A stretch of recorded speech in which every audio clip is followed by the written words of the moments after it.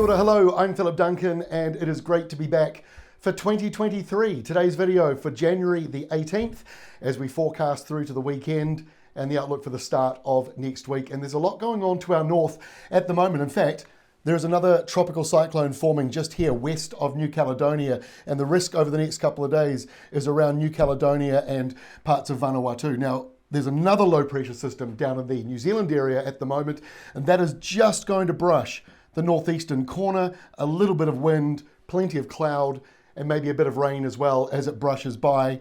And then the next system comes in behind it and does, we think, a similar sort of thing. Tracks just past to the northeast. Or it will remain up in the tropics because there's still plenty of high pressure tracking along from the south of Australia, except for this one area here, but that'll be quickly pushed away.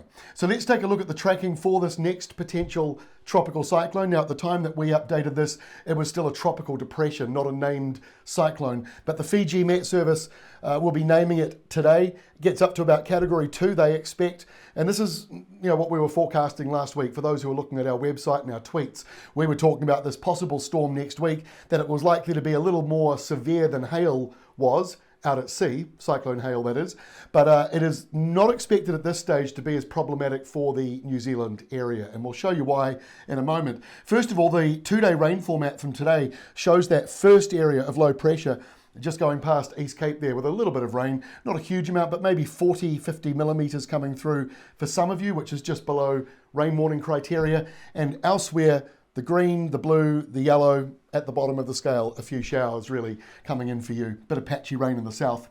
Over in Australia, most of the rain up around Cairns. You've got about 50 to 70, 80 millimetres coming through for you over the next 3 days. And a little bit of wet weather still sticking around the southeast. Not as much as you had back in spring, but still a bit wetter than average for inland parts of New South Wales and some parts of Victoria. So let's get into the forecast on Thursday. Low number 1, falling apart around East Cape, driving in a bit of light rain or showers around that area. For the most part though, elsewhere around New Zealand, it's dry. The airflow around the Auckland area in the north here will be more of a southerly, so it should be mostly sunny. And in the South Island, you've got a westerly building ahead of what is a cold front on its way. So the temperatures are about to drop a little bit in the South Island, and that's the reason why over here in Australia, you're noticing a bit of a change right up to Sydney and north of Sydney as that front comes through. And then we've got the potential tropical cyclone up here to the north on Thursday. And by Friday, that cyclone risk drops down, and now it starts to fall apart. It is following that other low pressure zone, that's the leftovers of it here next to the Chatham Islands, and we've also got a few afternoon downpours and thunderstorms that may actually bring more rain than the low itself as it tracked by. And then you've got the cold front also coming through here for the end of the week. As that system comes through there, you'll be noticing temperatures are down just a wee bit as we go into Friday.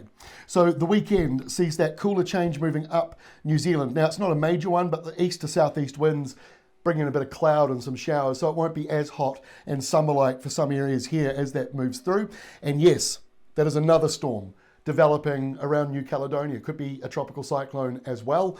It looks as though it'll be at the smaller end of the scale, but by Sunday next weekend, it's still in this area, so they're getting hit again by another big rainmaker. Whether or not it's a storm up there, not yet locked in. And then you've got the leftovers of that other system to the northeast, but New Zealand protected by a fair amount of high pressure. So that's going to mean afternoon downpours and thunderstorms are bubbling up here and there in certain parts of the country. And over in Australia, more wet weather, mostly in that New South Wales area. Otherwise, really the large portion of Australia is dry. And then our final map is for Monday of next week. So we've still got this series of low pressure to the north. La Nina, it is still with us. It peaked in spring, but it is just holding on a little bit longer. It is expected to fade away over the coming weeks, and then we'll be in a more neutral pattern. To be honest, New Zealand pretty much is already in that neutral pattern. We're seeing a bit of variety coming through with our weather patterns, but you can still feel that La Nina weather pattern for the north of the country. That's why we're seeing that northeastern corner being clipped a little bit more. And in Aussie, plenty of northeast winds, plenty of showers and cloud lining up along that eastern coastline, but dry and hot elsewhere. That is all from me. It is great to be back. We are back now with our daily videos, so we'll be back again tomorrow, Thursday, with our next update. We shall see you then.